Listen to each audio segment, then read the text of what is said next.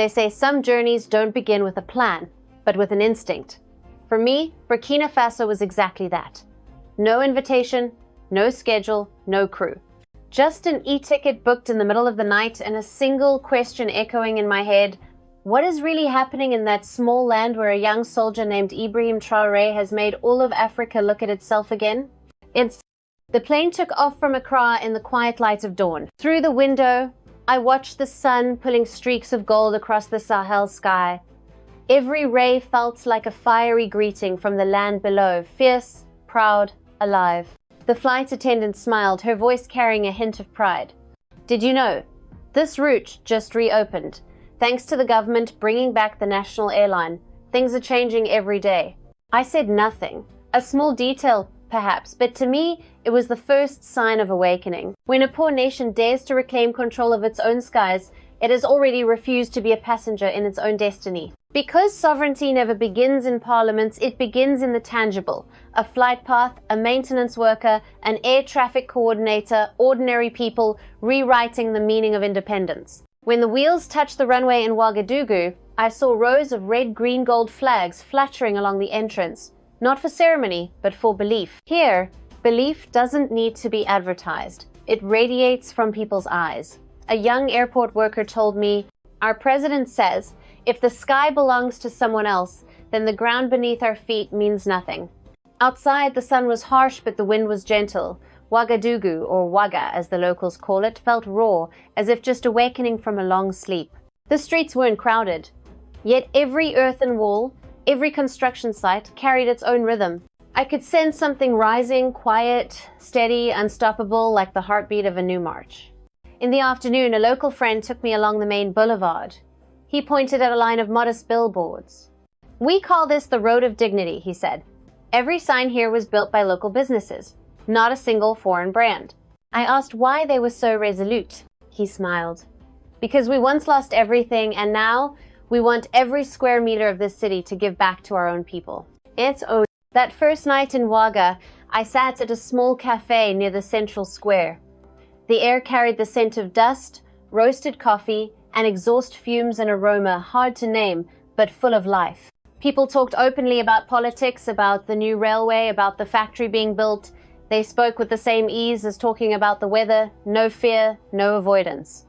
And I realized when people start speaking of the future using we instead of they, a nation has truly awakened.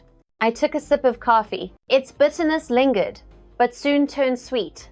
Just like this country, once bitter, once forgotten, but now revealing the taste of a new beginning. Burkina Faso, the land of upright people, is testing itself before the world.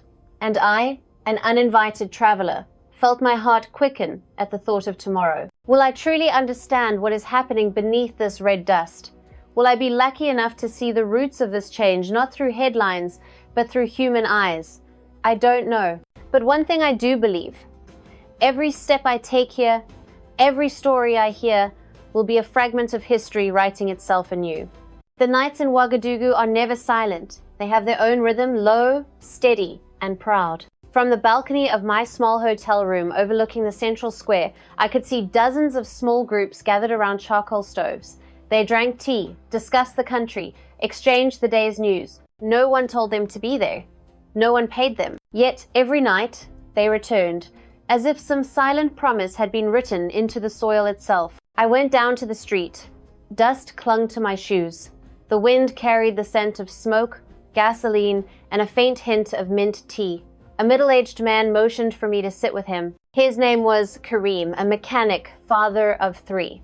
He told me about a night months ago when rumors spread that strangers were planning to harm the president. "We didn't wait for the army," he said, voice calm but firm. "We came here. Since that night, there have always been people on watch, not to fight, but to protect our faith." I looked around, faces darkened by firelight.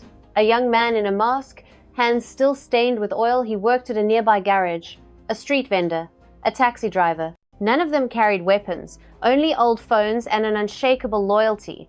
They called themselves the People's Shield. When I asked what they thought of the government of Traoré, a young woman named Awa answered quietly, "We're not guarding a man, we're guarding what he stands for." Her words struck me.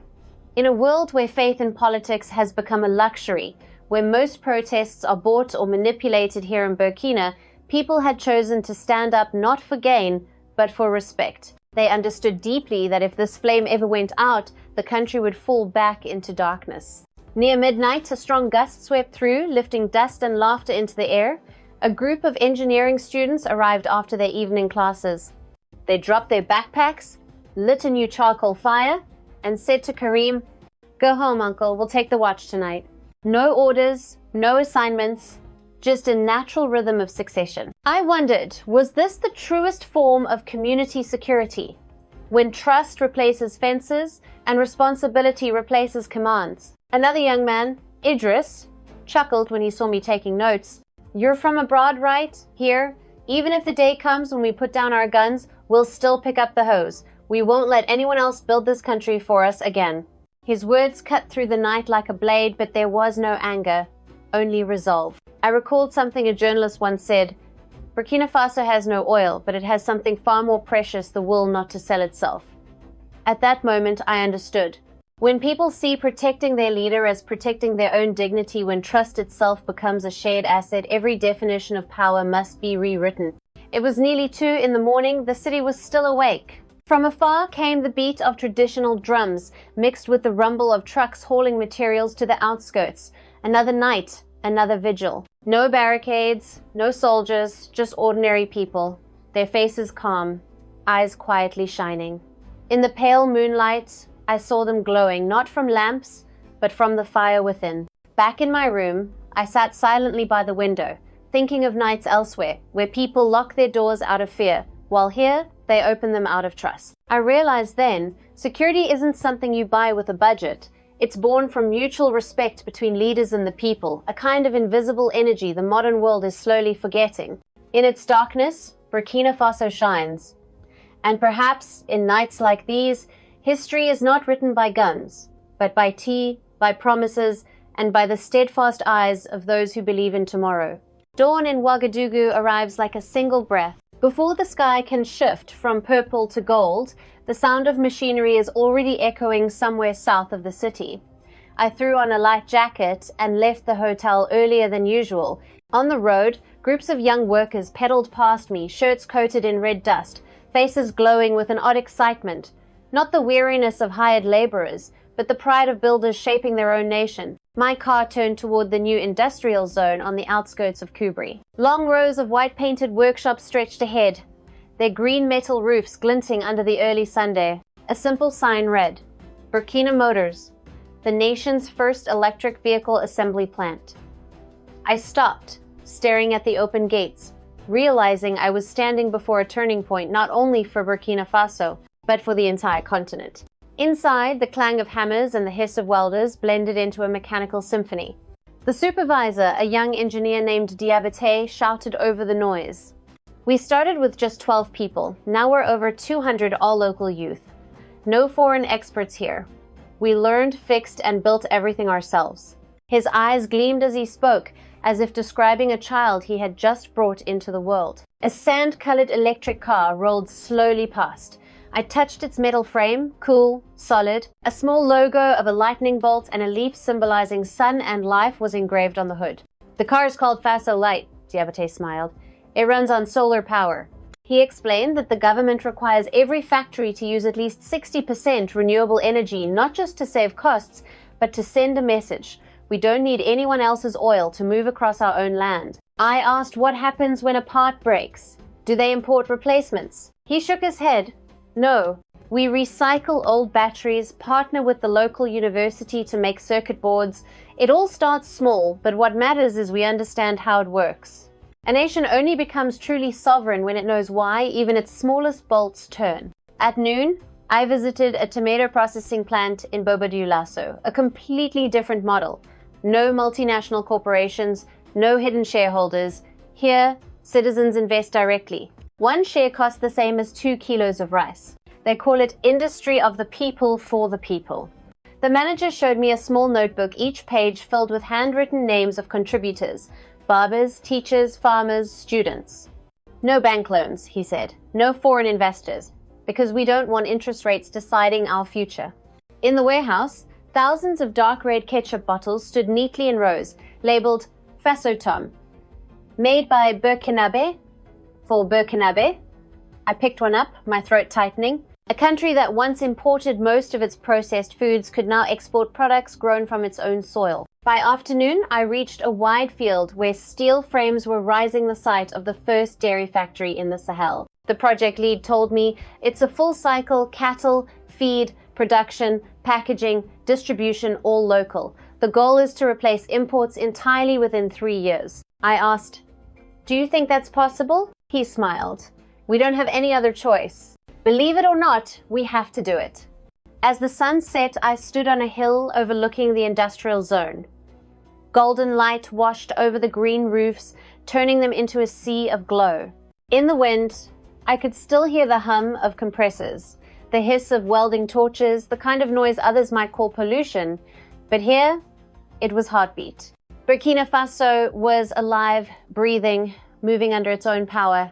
I suddenly recalled the words of Thomas Sankara. We must produce what we consume and consume what we produce. Perhaps after decades, those words were finally taking shape, and I understood true independence isn't declared in speeches. It rises from factories built on faith. On my third morning in Burkina Faso, I left the city. The pickup truck rolled slowly along roads blanketed in red dust, the old tire tracks layered over one another like footprints of time. In the distance, stretches of land were being leveled, and makeshift asphalt mixing stations buzzed non-stop. This was part of a national highway expansion project, the country's bold attempt to turn landlocked Burkina Faso into the transportation heart of West Africa. My driver, Yusuf, was a young engineer fresh out of university. He told me that just a year ago, the country had fewer than 3,000 kilometers of paved roads. Now the government aimed to build thousands more each year. I asked, surprised, how? With such a limited budget? He smiled. With our own hands, with the brains and strength of our youth, with the determination to move across our own land without having to borrow for it. We stopped at a construction site. Hundreds of young men and women in red shirts worked under the blazing Sunday. The roar of bulldozers, the roll of compactors, the rhythm of shouted commands echoed across the valley. There were no foreign contractors, no white engineers giving orders. Everything was locally managed. I met a young woman named Rahinatu, driving a road roller, her face tanned, her hands rough with calluses. "I used to study agriculture," she said. "Now I'm learning mechanics. We were trained for 6 months, then sent back to our provinces to build. These roads connect villages, schools, hospitals, they connect hope." Her words stopped me in my tracks. In many countries, roads are symbols of economic growth. But here, they were symbols of dignity. For decades, every meter of asphalt had come with a debt. Now, it was different. When young Burkinabe build their own roads, they're not just paving the way for vehicles, they're paving the way for their future. Inside the command tent hung a massive map, red lines crisscrossed like veins. Each one marked a project underway from Kaya to Dori, Bobo to Gawa, Fada to the Niger border. I asked the site manager, "Aren't you afraid the pace is too fast?" He replied simply, "If we go slow, our children will pay the price. But if we build, at least they'll have something to move forward with." Across the site, red dust swirled like smoke, but no one seemed to mind. A group of workers rested under a tree, sharing bread and cups of water, laughing when I asked, "When did you start work today?" "Before sunrise," one said, grinning. "But it's fine, we're doing it for ourselves." And in that smile was a deep, quiet pride, the pride of people who finally owned the work that served their own communities, not someone else's profit. By afternoon, clouds gathered and rain began to fall. The red earth turned to mud, yet the machines kept moving.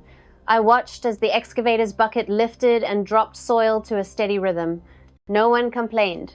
No one stopped. A young man, his face splattered with mud, turned to me and said, "If we stop today, tomorrow my child will still have to wade across the river." A simple reason, yet more powerful than any policy. When the rain cleared, the sky opened wide. The sunset cast a crimson glow over the land.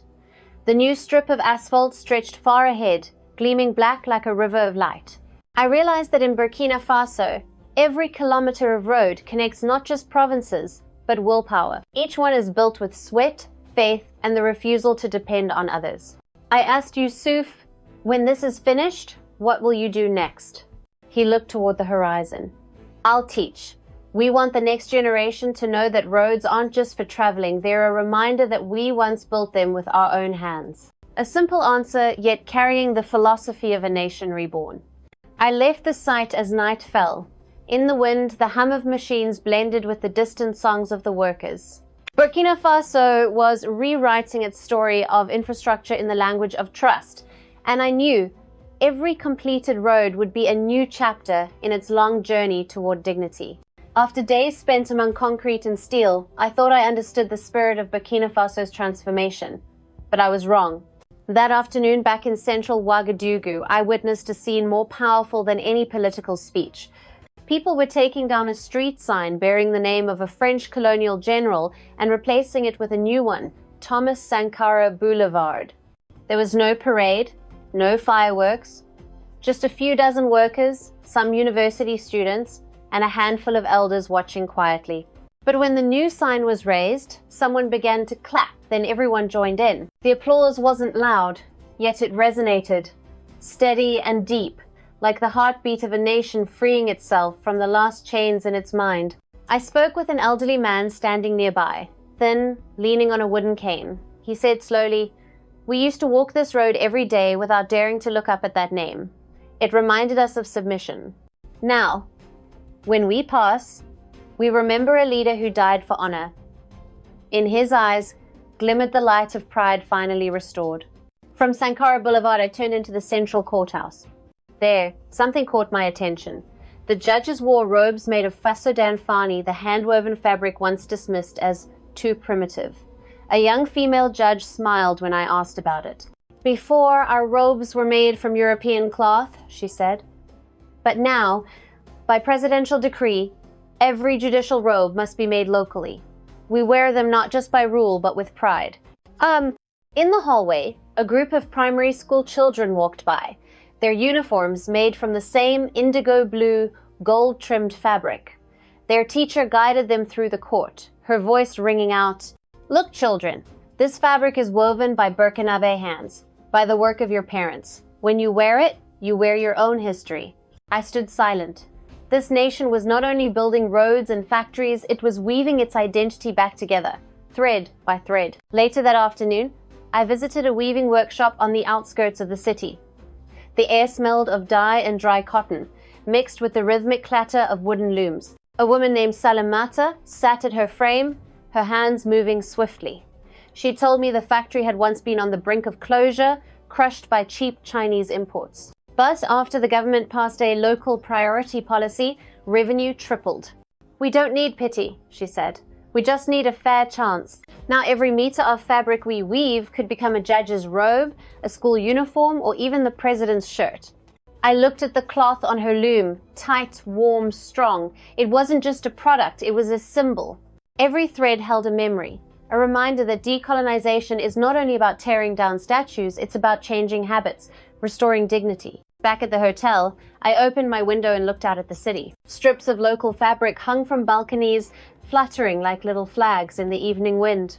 On the corner, a young street vendor held up neatly folded squares of Faso danfani, calling out to tourists, "This is Faso danfani, the fabric of dignity." I bought one. The cotton felt coarse under my fingers, but within that roughness I sensed strength, confidence, and the yearning to be respected. I thought of Sankara's famous words, "We must produce and wear what is ours." And for decades later, those words were no longer a slogan, they had become policy, culture, and belief. Burkina Faso was decolonizing not just its systems, but its very consciousness, a quiet, patient revolution unfolding through every shirt, every street, every school. Night fell, and the city glowed with lights. Along Thomas Sankara Boulevard, children ran and played, their locally woven clothes rippling in the wind. No slogans, no banners, only laughter. A simple, radiant proof that once pride is awakened, it never fades. When I reached the western outskirts of Ouagadougou, the sun was blazing overhead.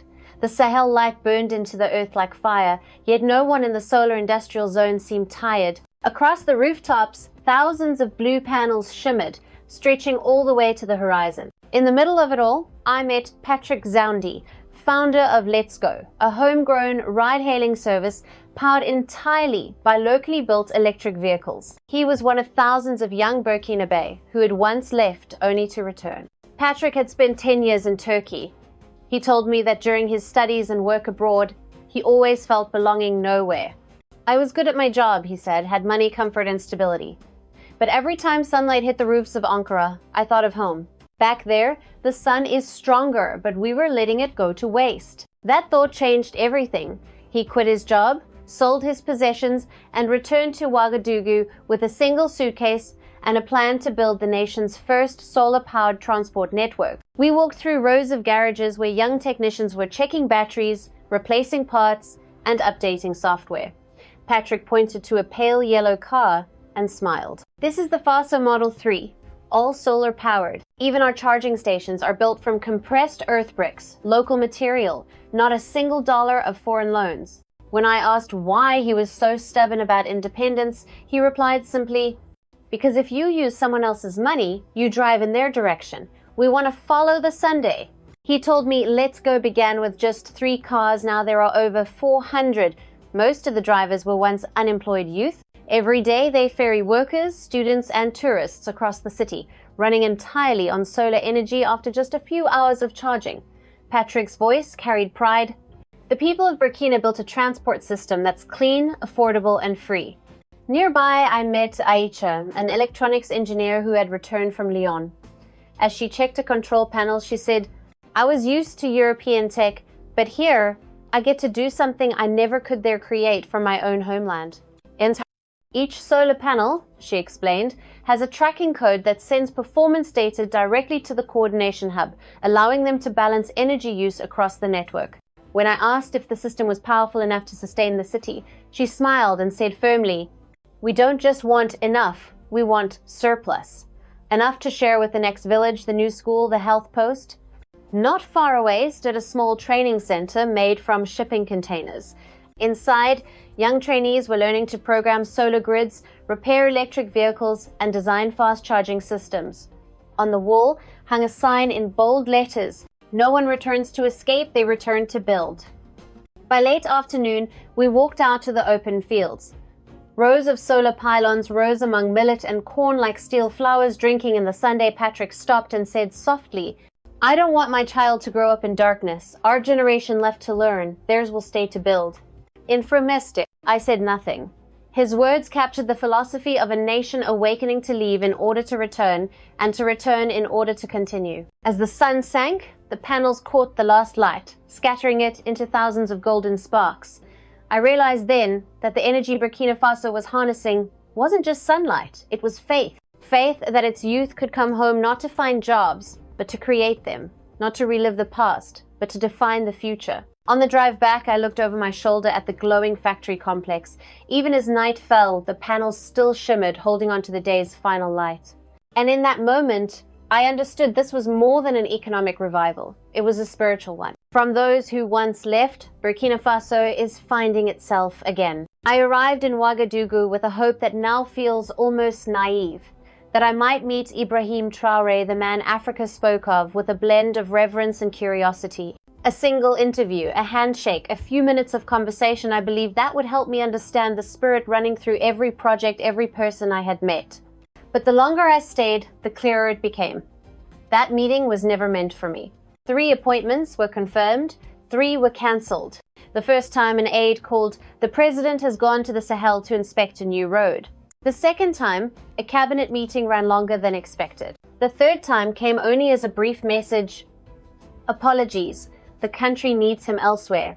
I read it again and again, then laughed quietly. In Burkina Faso, perhaps that was the only right answer. The country needs him elsewhere. On the 18th day of my trip, I still went to the presidential compound, clinging to a trace of hope. The gates were lined with guards, but there was no coldness in their eyes. A young soldier approached me politely. "Where are you from?" he asked. "From far away," I replied. He smiled. "How far doesn't matter. What matters is what are you here to find." He hesitated. He continued, "If you came to see him, go out there and see the people. That's where you'll understand who he is." I walked under the noonday sun, those words echoing in my head. In the markets, people spoke of Traoré not with titles, but with familiarity.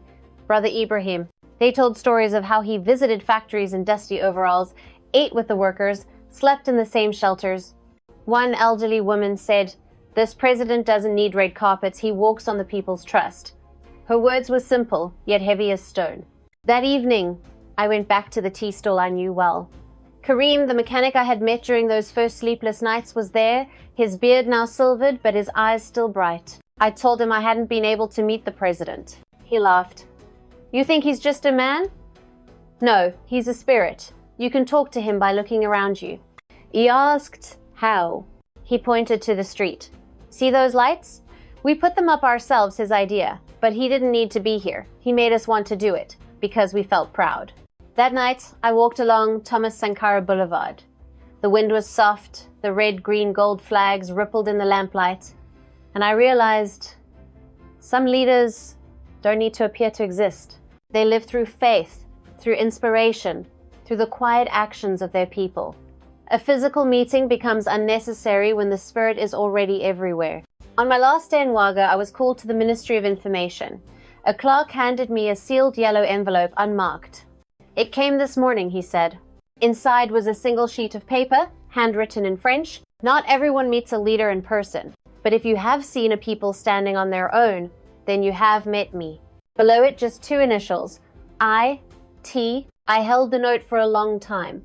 Whether it was truly from him or an anonymous gesture no longer mattered, because in that moment, I knew the meeting I'd been waiting for had already happened. Not in an office, but in the journey of witnessing a nation rise with its own hands. I left Burkina Faso on a dusty morning.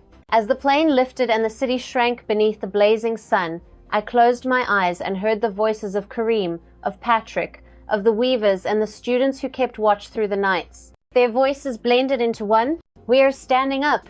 Perhaps that was what Traoré wanted me to see. And I finally understood sometimes not meeting is the true meeting, because people cannot forever chase symbols. They must learn to find the symbol within themselves. The sun was sinking over the Sahel, a red blaze melting behind the distant hills. The sky burned with shades of bronze, reflected on the earthen rooftops of Trial City, a town built by the hands of those who once had nothing. The wind carried the scent of dust, and the laughter of children mingled with the rhythmic clang of metal from half-finished buildings.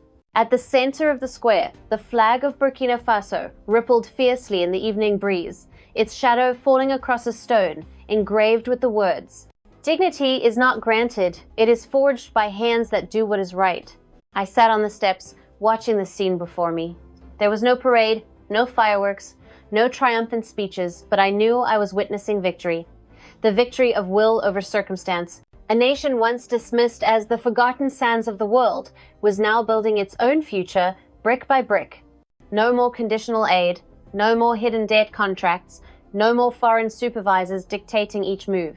Here, every citizen was a builder. In the distance, I spotted Amina, the engineering student I'd met at the mechanics factory, teaching a group of children how to assemble a miniature windmill. Beside her sat Karim, the mechanic from those long nights, resting with an old worn wrench in his hand. He smiled gently and said, "I used to only repair machines. Now I teach others how to make them."